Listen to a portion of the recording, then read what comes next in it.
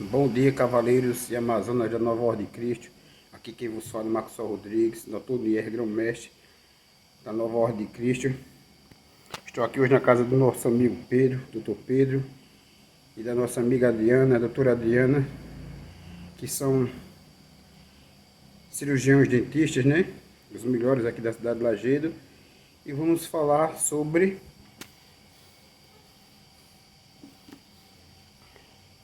o Portugal Templário, certo?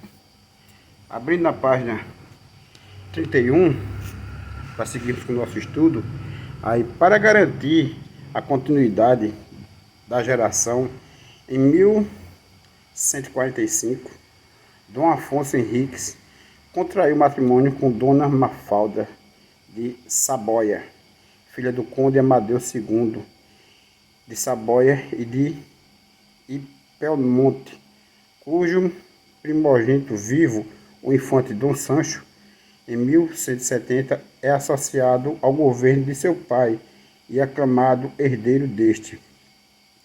Foram os seguintes filhos legítimos e os filhos bastardos ou ilegítimos, em conformidade à política de mancebia da época e que durou até muito tarde, se é que realmente desapareceu das atuais cortes europeias.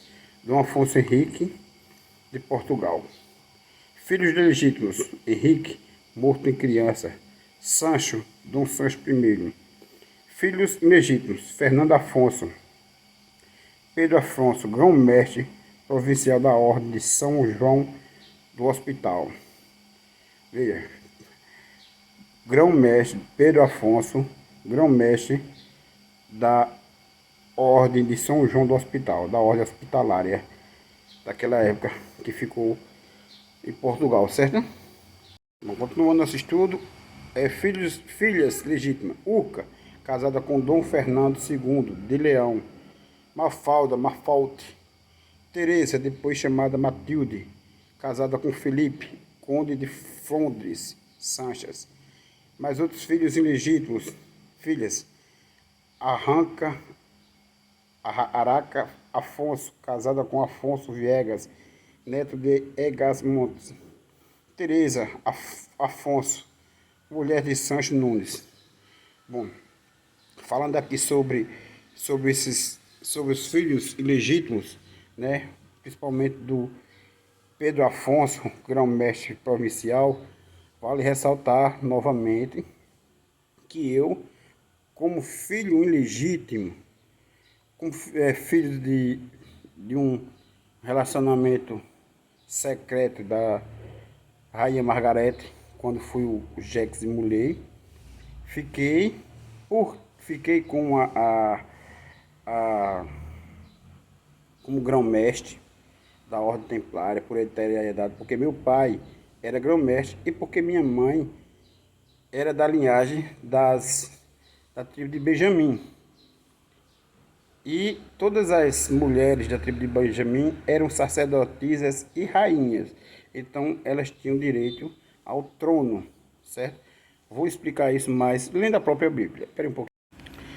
Em Lucas, capítulo 1, você vai ver que, falando do nascimento de João o Batista, que era da linhagem de sacerdotes. Por que da linhagem de sacerdotes? O governo de Jerusalém ficou dividido em duas castas, certo? A dos reis e a dos sacerdotes, assim como no Egito, porque eles imitavam a gestão egípcia. Então, Zebedeu e Sara, né? Os pais aliás, Zacarias e Sara, os pais de João Batista, tanto se você olhar Lucas 1, era sacerdote, como sua esposa também era sacerdotisa. Até essa época, a linhagem das rainhas morenvídeos ainda prevaleciam, certo? Então, ainda hoje prevalece, né? Porque a princesa, a rainha Elizabeth permaneceu no trono até a sua morte, né? Que ela é descendente da tribo de Salomão, certo? Da tribo de Benjamim. Então, vamos continuar. Era só apenas uma explanação. Só em 1179, Dom Afonso Henrique recebe do Papa Alexandre III a bula Manifestus Probatum, datada de 23 de maio deste ano, que lhe dá formalidade o título de rei e a garantia de independência para ele e seus sucessores ou descendentes no novo país, Portugal.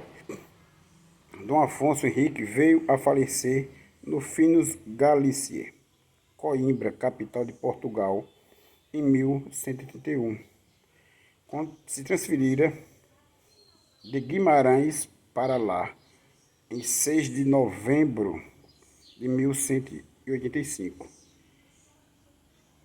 Está hoje sepultado nesta cidade, na igreja do Monteiro de Santa Cruz, que ele mesmo havia fundado e entregue aos cônegos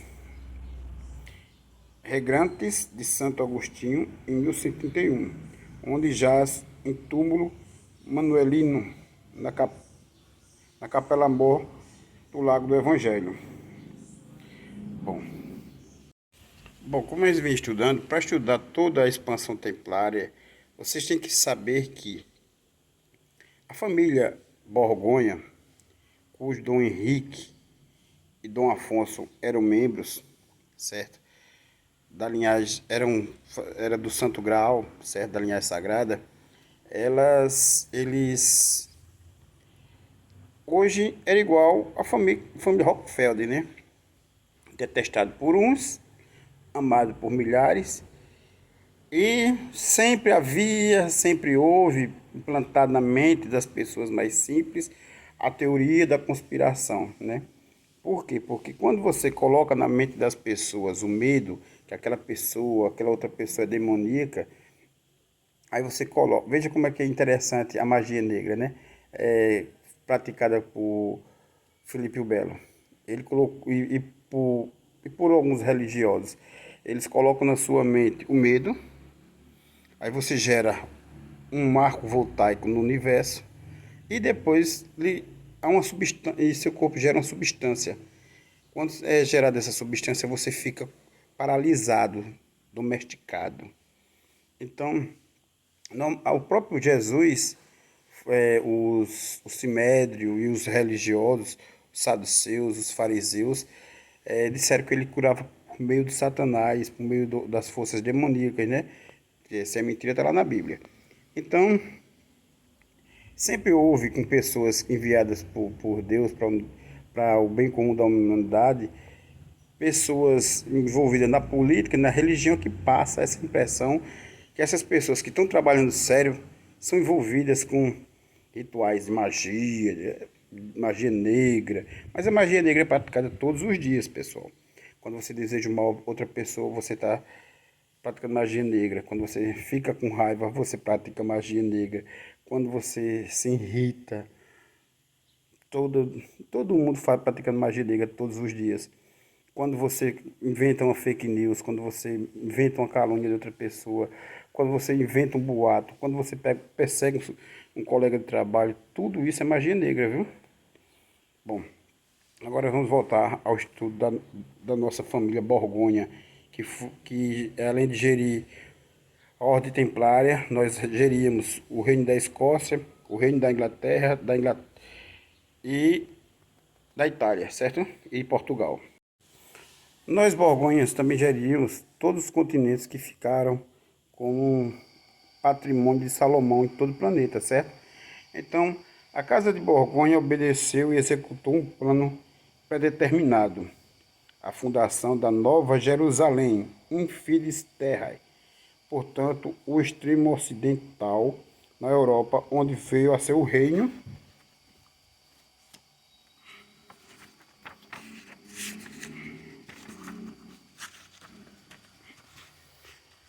de Portugal. Bom, esse plano, gente, é um plano predeterminado, realizado por Salomão, e foi posto em prática aos poucos por todos os seus descendentes, certo?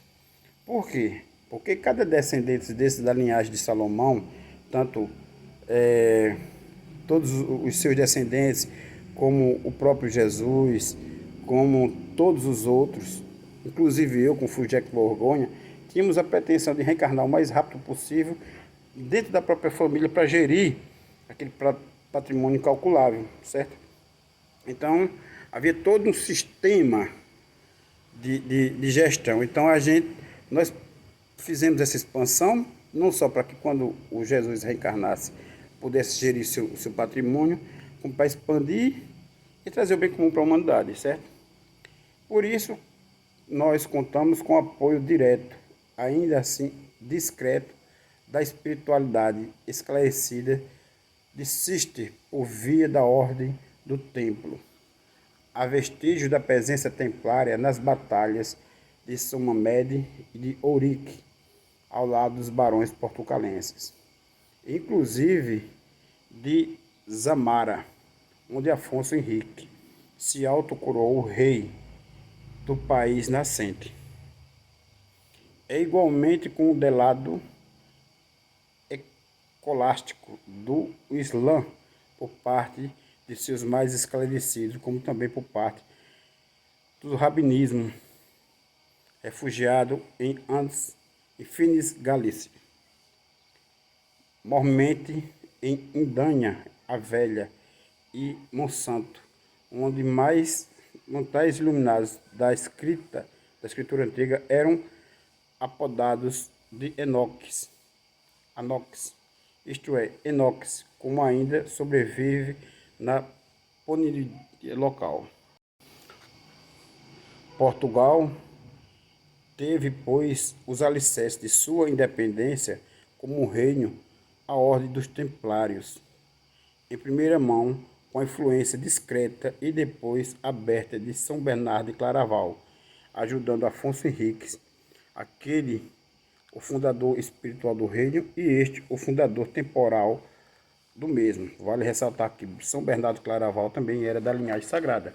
Aliás, todos os 11 cavaleiros, que eram 9, certo?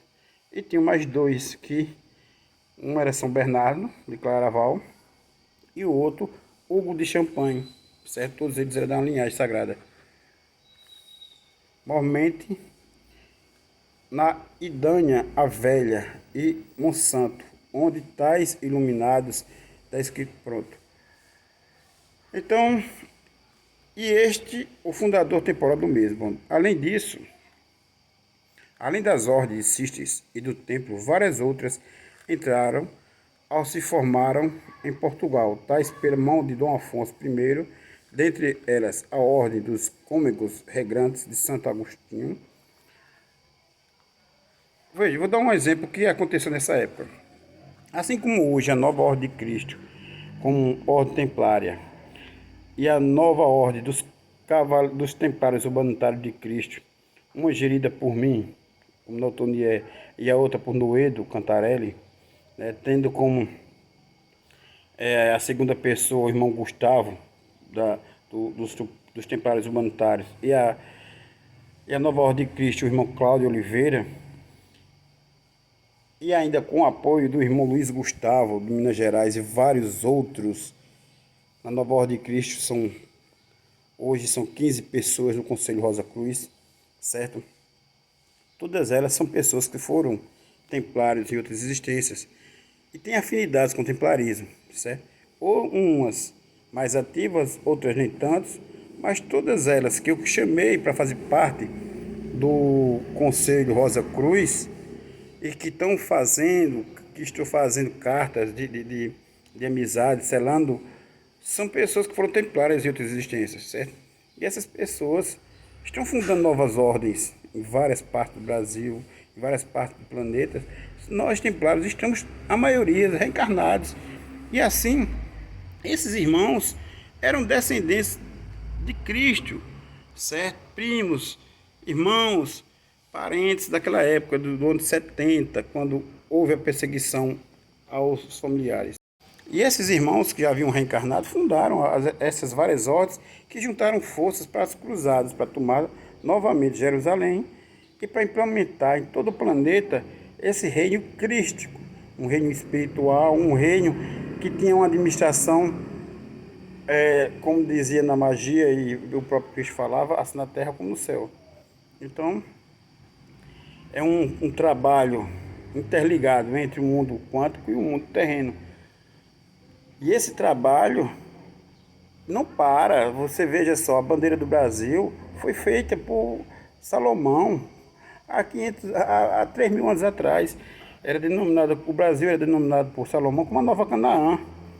Aí você vai ver um livro psicografado por Chico Xavier há 60 anos atrás, Brasil, Pátria do Mundo, Coração do Evangelho, que marca novamente o Brasil como o coração do mundo que vai espalhar o amor e o bem por todo o planeta. É claro que há 60 anos, espíritos mais grosseiros, espíritos primatas, estão reencarnando no Brasil para aprender com nós, que já estamos mais humanizados, que já estamos falando sobre o amor próximo, sobre o amor, o respeito, a tolerância, né? Não haver perseguições de forma nenhuma. E essas pessoas estão aí fazendo política nas religiões, perseguindo outras pessoas que pensam totalmente diferente delas. Mas estão aqui para aprender a amar, né? E a gente tem que respeitar esses irmãos que ainda estão com a mente um pouco doente. Bom, voltando ao nosso estudo aqui, certo?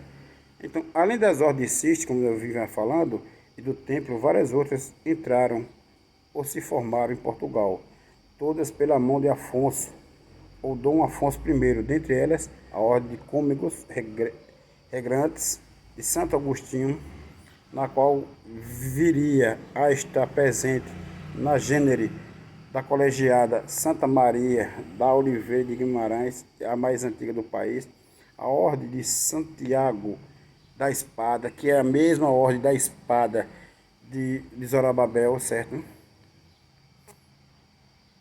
Então,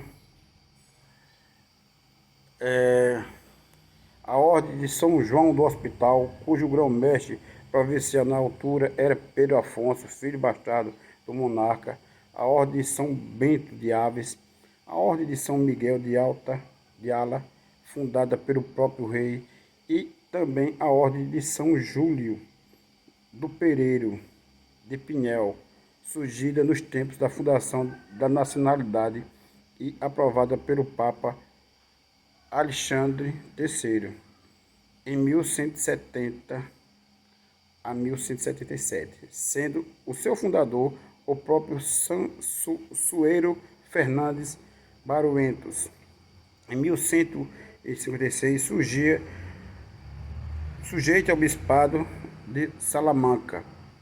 Dom Ortodão, ao se passar para Portugal, talvez tenha sido inicialmente adotada pela Ordem dos Templos e se tornara uma ramificação portuguesa desta. Isto a atentar pelas semelhanças dos trajes usados nesses institutos. Os cavaleiros do Pereiro, cujas armas eram uma pera do pereiro silvestre, com as raízes descobertas em campo amarelo de ouro, vestiam túnicas de lã branca e usavam capa negra ou manto branco com uma cruz simples no braço iguais. Todos usavam cruzes e recebiam o sacramento com o manto branco, o mais solene, em 1252 e 1253. Passou a ser a mais conhecida por ordem de Alcântara, e com a conquista do Reino do Canadá de 1192, terminou o principal trabalho externo dos cavaleiros pereiros, combater os mouros. Bom, gente, vou ficar aqui na página 33. Veja só, gente, essa ordem aqui dos pereiros é a mesma ordem que nos ajudavam na peregrinação do caminhão de Santiago de Compostela, certo? Então, alguns mestres dessa ordem eram os orientadores para os novos noviços da Ordem dos Cavaleiros Templários. Então, para vocês, um bom dia, Continuaremos amanhã com a página 33 do livro Portugal Templário. Bom, gente, vamos continuar mais um pouquinho enquanto a gente tem mais um materialzinho para estudar para amanhã. Ordem significa ordenada, está conforme a determinada regra legislativa de uma corporação, de maneira a, respectivamente, sustentar essa mesma ordem nela, para não cair na desordem ou anarquia. Se bem que as corporações de cavalaria tenham se desenvolvido ao tempo das cruzadas, contudo, elas já existiam desde muito antes, com regras próprias, ainda que, é sabido, nem sempre devidamente assinaladas e cumpridas. Talvez por desleixo, talvez por serem diferentes no conteúdo e na forma de país para país. Todavia, no século XII ou XI, né, tudo iria mudar decisivamente pelo estabelecimento de um cânone universal para as cavalarias, com efeito, a primeira regra de cavalaria monástica, teologicamente inspirada em Santo Agostinho, veio a ser dada em 1130 por São Bernardo de Claraval, de Laude Nove Militari, o louvor da nova milícia, escrita em língua diui, o dialeto medieval usado no norte da França, dedicada a recentes ordens dos Cavaleiros Templários. O texto original da regra, que andou desaparecido um longo tempo até ser achado em Paris em 1610 por Albert Lemire de Havres, foi escrito para que por ela a milícia criasse os seus estatutos. A regra templária veio inclusive a influenciar a lavra dos estatutos de outras ordens, Santiago, hospitalárias, teutônicas e etc. A regra é sempre o cimento do edifício organizador de uma ordem. Reassumindo cânones da ascética de Santiago, ampliados com a experiência vivenciada da regra de São Bento, a regra toda letra a letra, pela ordem de Cister, São Bernardo elaborou a nova e primitiva regra latina. O latim era sinal de unidade católica, em um país que tendia a dispor já de uma língua própria, em que a nova ordem francesa nas origens surgia. O texto final logra um perfeito entroncamento da vida contemplativa e da vida ativa, e nesta a vida militar em preparação de paz, para bellum in si pace. A regra abunda da remissão para os lugares da Sagrada Escritura, fonte doutrinal do primeiro apelo, várias vezes repetindo o que se encontra na regra de São Bento, sendo possível efetuar o cruzamento de vários artigos das regras templárias com as beneditinas, tanto no aspecto da espiritualidade como nos aspectos administrativos e organizativos, diversamente do que sucede nas regras ascéticas, tanto na beneditina como nas templárias, inclui desde logo a questão de organização. Por isso, ambas são longas se comparadas com as regras monásticas. Já a de Santo Agostinho, já a do Carmelo, já a inicial de São Francisco, ainda assim, por suas relações íntimas a São Bernardo e os templários, e por esclarecer desde já quaisquer pressupostos de Dom Afonso Henriques ter sido professo regular do templo. Devo informar que a ordem aceitava duas categorias de irmãos: os regulares societatis, e os familiares, ou donatos, confraternates, que era uma espécie de terceira ordem, da qual Dom Afonso Henrique chegou a facilitar. Essa terceira ordem, gente, é o que eu venho falando, é o Conselho Rosa Cruz, que eu falo hoje, chamando de Conselho Rosa Cruz. É um conselho administrativo, onde os reis que faziam parte da Ordem Templária e do Conselho Rosa Cruz, que era um conselho, é o que hoje chama nos livros o Monte Sião, certo? Então, esse era esse conselho, certo? Declara apresentamento na carta de doação de soro aos templários, em 1197, feita por amor a Deus, por sua alma, pela dedicação que lhe consagra e por seu confrade.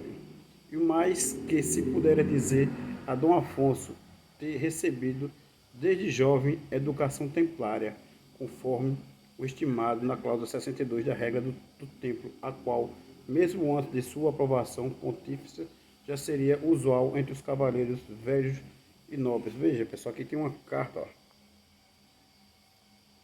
uma documentação de Dom Henrique, mas ela tem o selo, nosso selo templário. Esse selo templário aqui é dos cavaleiros que faziam a gestão, que eram os cavaleiros borgonhês, certo? Documento de Dom Afonso Henrique, vendo sua cruz do templo, desenhada sobre o selo real.